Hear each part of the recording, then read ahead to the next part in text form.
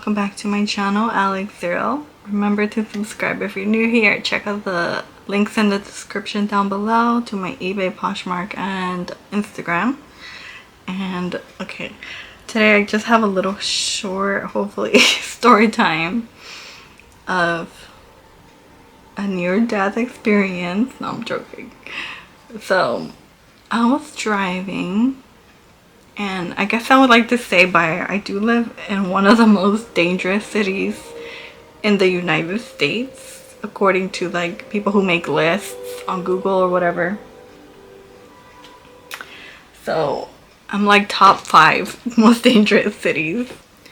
Yeah, I would definitely like to move. This is a ghetto ass city. This is a ghetto place. I don't always have negative experiences like this, but over the past year or so I have definitely been wanting to move out of here into like a smaller place. So yeah, I was driving, and there at this intersection there's like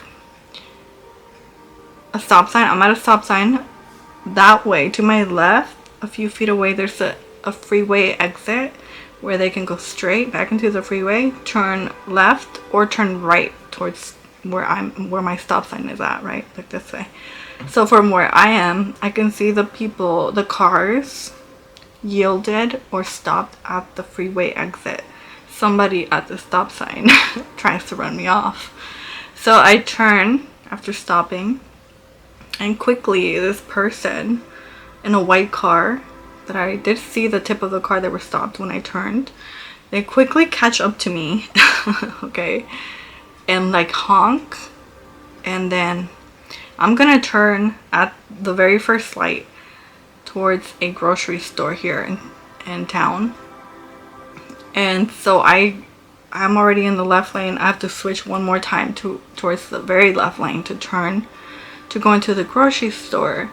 And this person was driving so fast that they actually managed to get all the way up in front of me. From behind me, they go around and in front of me, to the side, and then to the front, which was intense. But then he we'll find out later, he's a man. He's also turning, so he's at the very left lane. We're at a red light. I pull up right behind him. Like, fuck. Wow, this person is driving crazy. Then he makes it worse by getting out of his vehicle. And meanwhile, I'm in my car, locked doors. I always lock my doors. My daughter, 7-year-old, is in the back seat. I just picked her up from school.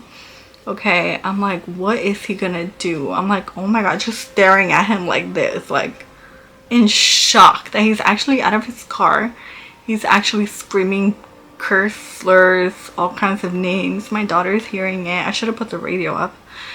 But I was like in so much like shook. I was like shocked that I wasn't really thinking. But then I did think quickly to take a picture of his plates, because this person is not from California. There were plates from like a different state, which doesn't matter. And yeah, he was a male. He was around 30 maybe, tall, slender. After he's like cursing at me, he spits at my windshield, like literally white spit. It was the most disgusting thing anyone has ever done, I think, to me as an adult. A stranger, like for no reason. Like, you were clearly speeding for you to catch up to me that quick. I was like so scared. My daughter was scared. And then I didn't know what else he was gonna do. Thankfully he didn't have a weapon or anything, but he was very angry. You could see it in his eyes. I just couldn't stop staring at his face. He was so angry. And thankfully, after he spit at my windshield, he goes back to his car and just drives off. But I got his plates. I calmly drive into the parking lot of the grocery store, which is right off the turn. As soon as you turn, it's like right there in this like little location with a bunch of other stores and a gas station. If you live in Stockton, you probably know. where this could be possibly. Anyway, yeah, I'm not going to that grocery store anymore. There's too many ghetto people around there. And anyway, so yeah, I pull up into the parking spot. I have to get water, I have to get groceries. My daughter is like saying she's scared, and why did he do this? And now I have to explain to her that people are like crazy. People are crazy and they can't control their anger. Pretty much what I tell her, because they just can't control it. I don't know why. Like, I don't know this person. Anyway, so I did call it in. I did report it, not to the emergency, but I googled like non-emergency like report. What do you call it? Reckless driving.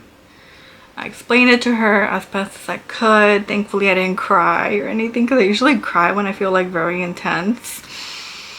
And I did like calm myself a few moments before I called, but I was still like feeling very intense. Like, oh my goodness, like that was shocking to me. Like, what is going on?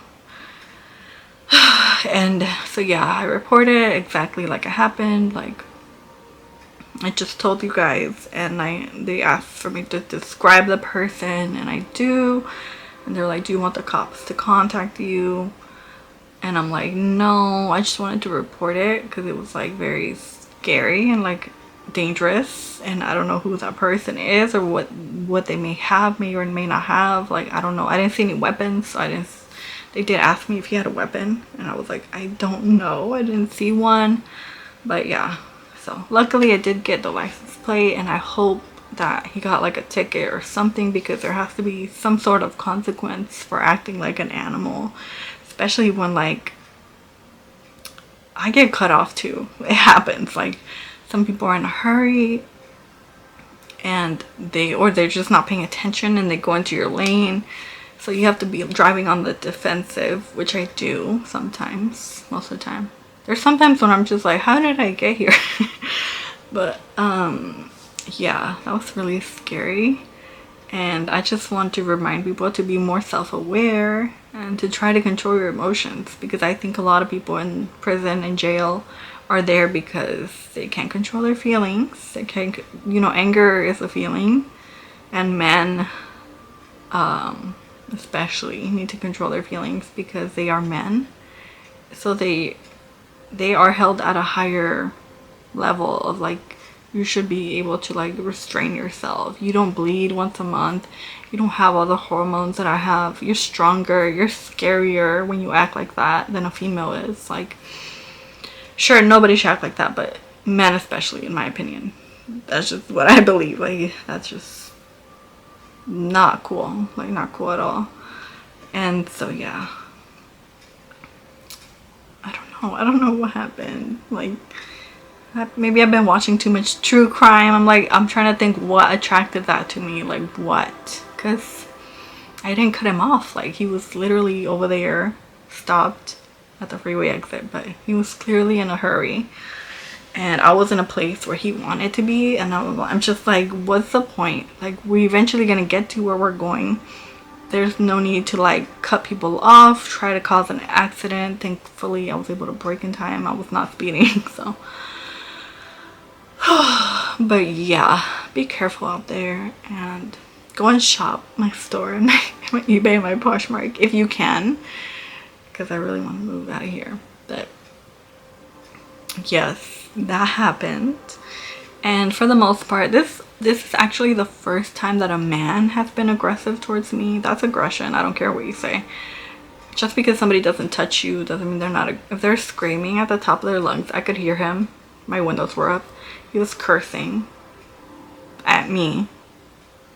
My daughter, it was in the car. Like, you just... What, are you like even aware? Are you possessed? Like, what is causing you to do this? Because I've never done that. Gotten out of my car, spit and cursed at a stranger. Like, anything could happen. If I was a man, that would have been bad, because I have a temper. So if I was a man, I would have probably gotten out of my car too, and we would have fought. That's what happens. I've seen many videos of people raging. They will literally get out and fight each other because you can't control your anger. You're a human being, you know. You're just being disrespected like that, somebody spitting at you, cursing at you while your child's in the car, it's not acceptable behavior, like at all. Like for nobody, it's not acceptable. But I have been cursed at by like women. And yeah, Stockton is freaking ghetto. And I'm so over it. I'm tired of this environment, the hookers, the anger, the get out of my way, fast paced bullshit. Like, ugh, I'm just tired of everything. And I don't understand. Like, I don't see how that's a reflection of me, because maybe it's like a test. I don't know. I can't explain it. Even though I'm spiritual and I'm like aware, like people are sleeping, they're not self-aware, they're possessed. So I think he was just like possessed, honestly. When you cannot control your thoughts and your anger and your negativity and how you react, what else do you call that but possession? So anyway, hopefully this will help you remember to be more self-aware, and to remember that people in prison can't control their feelings and their emotions, and that you should respect each other.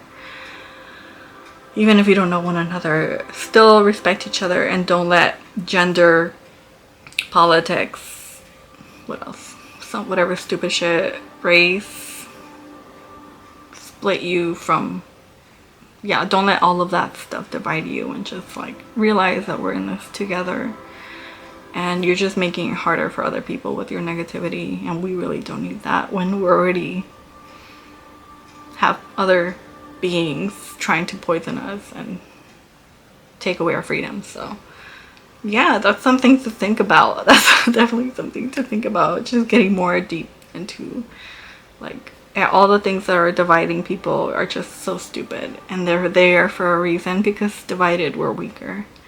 So anyway, that's just my thoughts on that, and I hope you have a good day and take it easy. Stay in, don't rush, there's no hurry, you don't have to do anything unless it's like an emergency. And yeah, peace and love.